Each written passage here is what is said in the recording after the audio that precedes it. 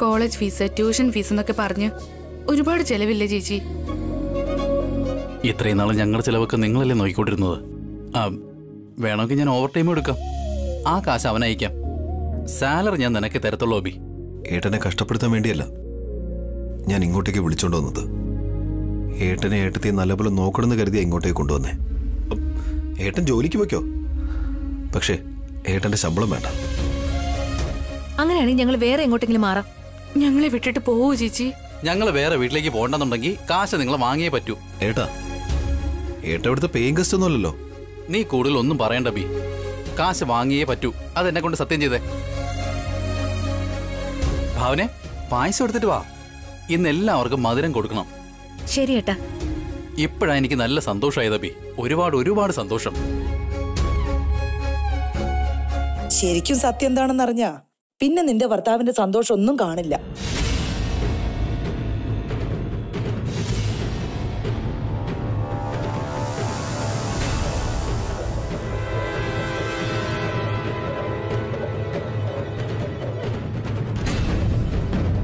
എന്ത് കാര്യങ്ങളേമേ? നമ്മൾ രണ്ടുപേരുടെയും സഹോദരൻ അഭിയേട്ടൻ ചെയ്ത ചതിയെക്കുറിച്ചാ വലിയേട്ടാ.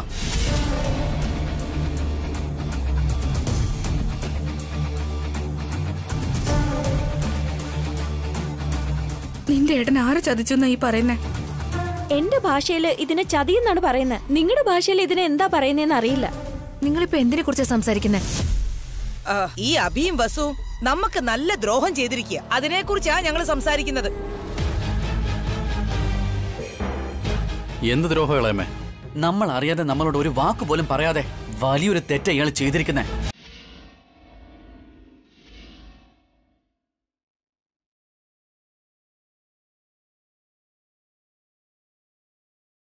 ഞങ്ങള് സ്നേഹത്തോടെ വീട്ടിലേക്ക് കൂട്ടിക്കൊണ്ട് വന്നിട്ട് നനഞ്ഞ തുണി കൊണ്ട് കഴുത്തറുക്കുകയാണ്.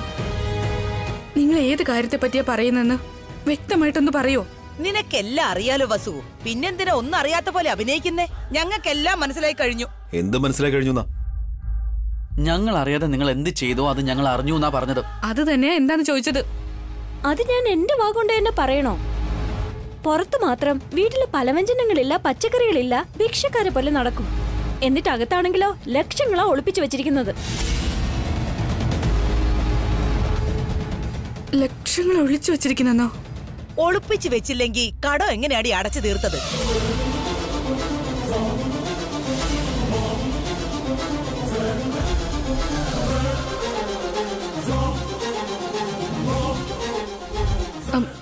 കട എപ്പോ തീർത്തോന്ന്? എന്തിനാ എടുത്തി വീണ്ടും കള്ളം പറഞ്ഞുകൊണ്ടിരിക്കുന്നേ? ഇന്നലെ തന്നെ കടം തീർത്തല്ലേ? അങ്ങനെ ആരാ പറഞ്ഞത്? കടം തന്ന കടക്കാരൻ തന്നെ പറഞ്ഞു.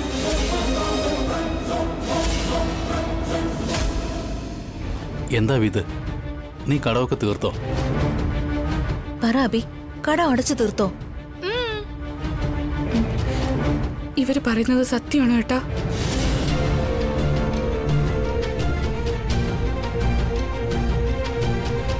സത്യമാണ്. കടം ഞാൻ തീർത്തു കഴിഞ്ഞു.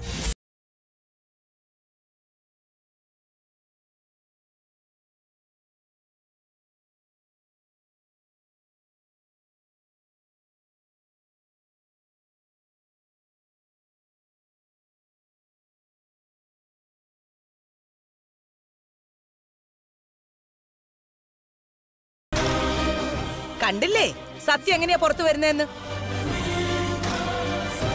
പുറത്തു വന്നത് സത്യമൊന്നും അല്ല, ദ്രോഹമാ. ഇത് ദ്രോഹം മാത്രമല്ല, കുറ്റമാണ്. ചതി, വഞ്ചന. നിങ്ങളിത് എന്തൊക്കെയായി പറയുന്നേ? കടം തീർത്തത് ദ്രോഹവും കുറ്റവും ഒക്കെ എങ്ങനെയാവും? അപ്പൊ കടം എങ്ങനെ അടച്ചു? കട അടയ്ക്കാനുള്ള പണം എവിടുന്ന് കിട്ടി?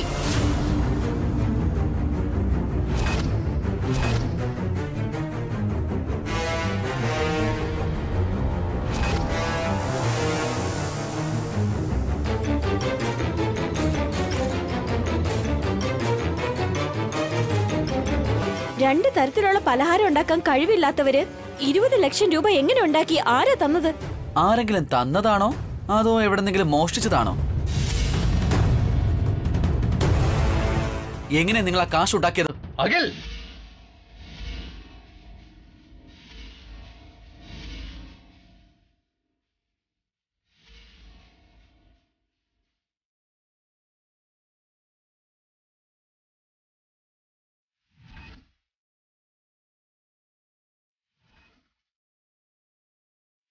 അബിയെ കള്ളനെന്ന് പറയുന്നോടാ.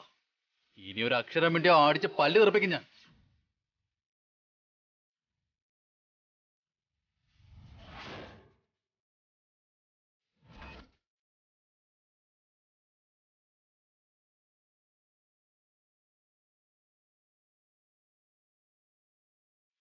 നമുക്ക് ഇത്രയും നാള് ചോറ് വിളമ്പിയത് അബിയാടാ.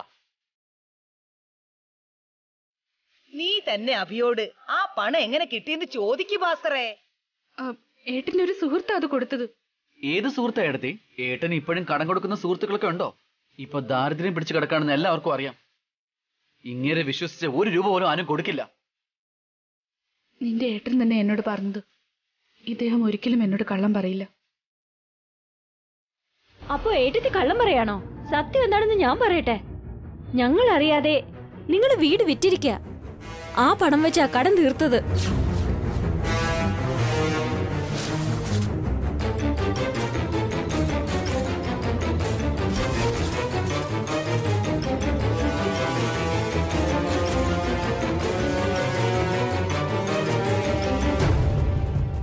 ഞങ്ങൾ എങ്ങനെയാ കാർത്തിക വീട് വിൽക്കുന്നത്? ഞങ്ങൾ അറിയാതെ വീട് വിറ്റാ ഭാസ്കറിനും അഖിലിനും കിട്ടേണ്ട പങ്കുകൂടി അഭി തന്നെ ഒറ്റയ്ക്കങ്ങ് അനുഭവിക്കാന്ന് വിചാരിച്ചു അല്ലേ? അബി ചത്താലും അങ്ങനെ ഒരു കാര്യം ചെയ്യില്ല. ചെയ്ത് കഴിഞ്ഞല്ലോ ഏട്ടാ. ഏട്ടന്റെ എന്നെ കള്ള സിഗ്നേച്ചർ ഇട്ടുകൊണ്ട് ആ വീട് ഇയാളെ വിറ്റു. അതുകൊണ്ടാ ഇയാൾ നമ്മളെ ഈ വീട്ടിലേക്ക് കൂട്ടിക്കൊണ്ടുവന്നത്. ചെയ്തു വച്ചിരിക്കുന്ന കാര്യം ആരും അറിയാതിരിക്കാൻ വേണ്ടി. നമ്മളെല്ലാവരും ഒരുമിച്ചിരിക്കണമെന്ന് സ്നേഹം കൊണ്ട് കാപട്യം കളിക്കായിരുന്നു.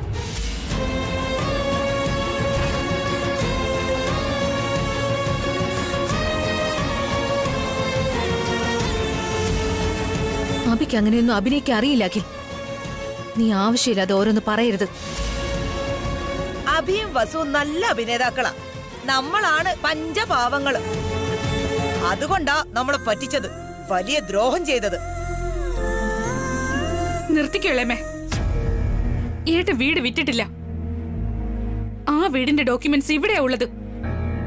ഇപ്പൊ തന്നെ കൊണ്ടുവന്ന് നിങ്ങളെയൊക്കെ കാണിക്കാം.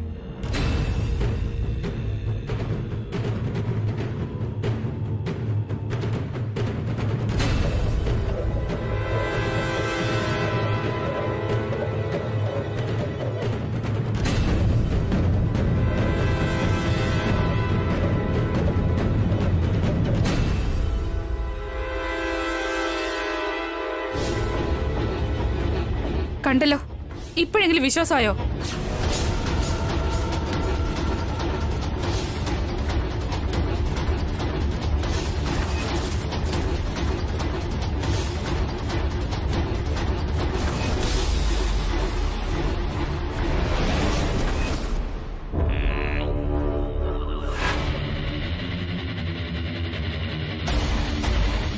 കുറ്റം ചുമത്തുന്നത് വളരെ എളുപ്പാ. പക്ഷേ അത് സത്യമാണെന്ന് തെളിയിക്കാൻ കുറച്ച് ബുദ്ധിമുട്ടാ. ഇനി എന്താ പറയാനുള്ളത്? വീട് വിറ്റില്ലെങ്കിൽ 20 ലക്ഷം എവിടുന്നാ കിട്ടിയത്? ഏട്ടന്റെ സുഹൃത്ത് കടം കൊടുത്തതാ. കടം കൊടുക്കാനുള്ള സുഹൃത്തുക്കൾ ആരുമില്ല. അതില്ലെന്ന് നിങ്ങൾ പറഞ്ഞാൽ എങ്ങനെ ശരിയാവും? നിങ്ങളുടെ കയ്യിൽ ഒന്നും ഇല്ലാത്തപ്പോ ആരാ കടം തരുന്നത്? അപ്പോ ഏട്ടൻ കള്ളം പറയുന്നു എന്നാണോ പറഞ്ഞു വരുന്നേ? അതെ അമ്മേ, അച്ഛൻ കള്ളം പറഞ്ഞതാണ്.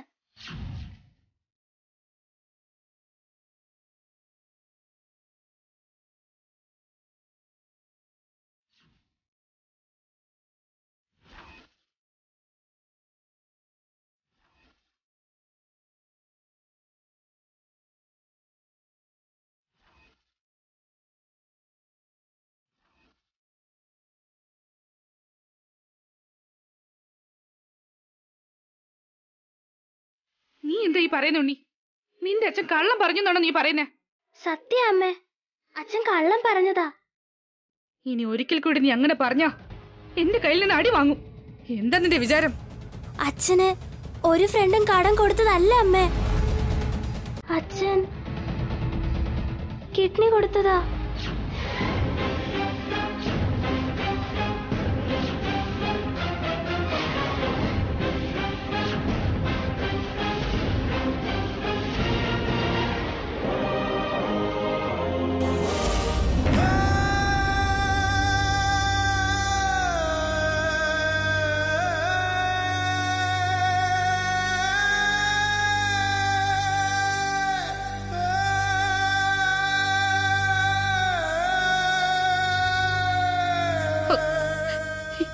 എന്താ പറയുന്ന ഉണ്ണി? നിന്റെ അച്ഛൻ കിഡ്നി കൊടുത്തുന്നോ? അതെ, കൊടുത്തമ്മേ. ഹോസ്പിറ്റലിലുള്ളവര് 20 ലക്ഷം രൂപ കൊടുക്കാന്ന് പറഞ്ഞു. അതുകൊണ്ട് അച്ഛൻ കിഡ്നി കൊടുത്തു.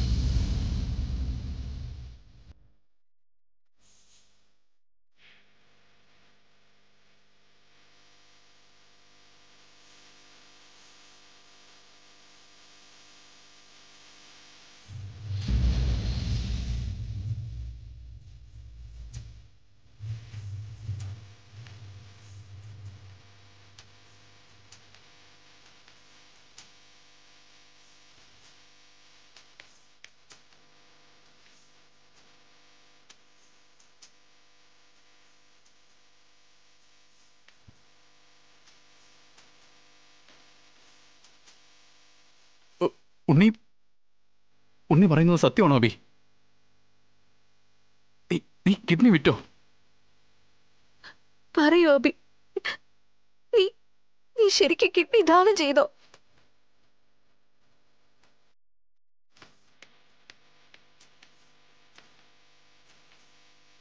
കൊടുത്തു എടുത്തേ.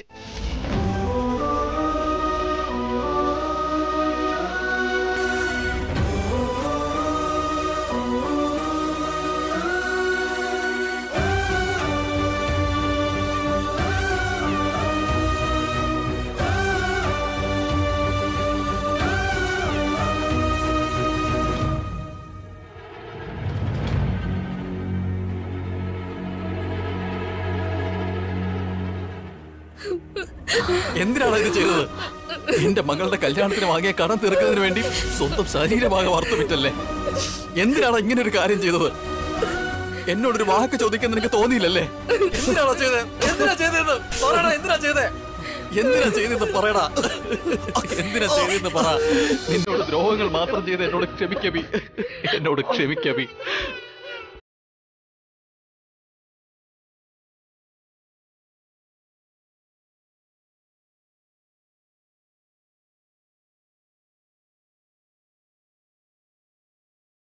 എന്നോട് ക്ഷമിക്കബി, എന്നോട് ക്ഷമിക്കബി. എന്നോട് ക്ഷമിക്ക്.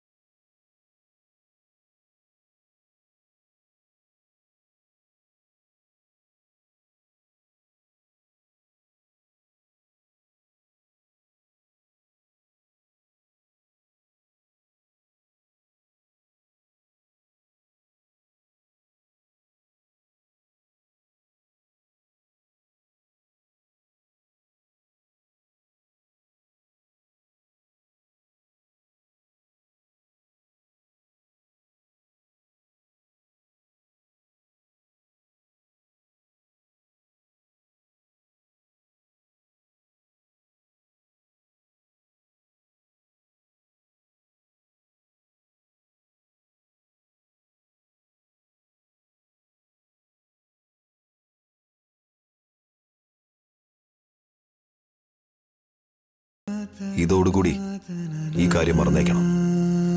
ഇനി ഒരിക്കലും ഇതിനെപ്പറ്റി ഒരു സംസാരം ഇവിടെ ഉണ്ടാവരുത്.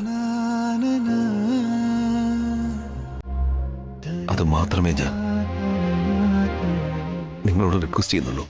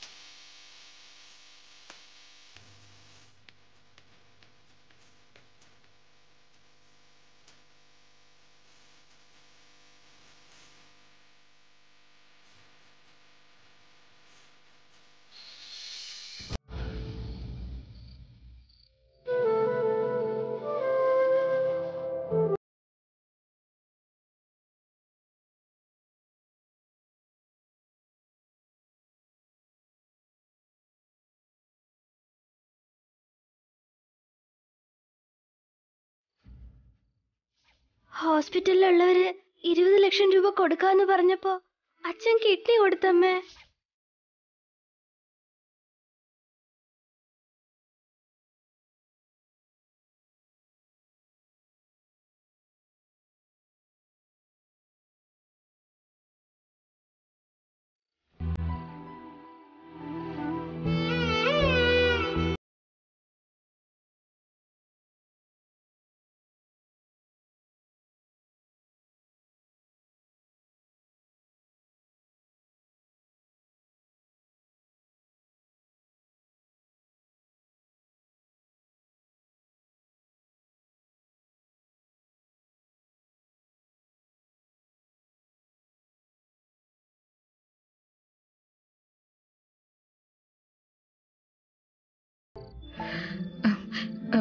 ഏട്ടാ, ഏട്ടന് വിശക്കുന്നുണ്ടോ?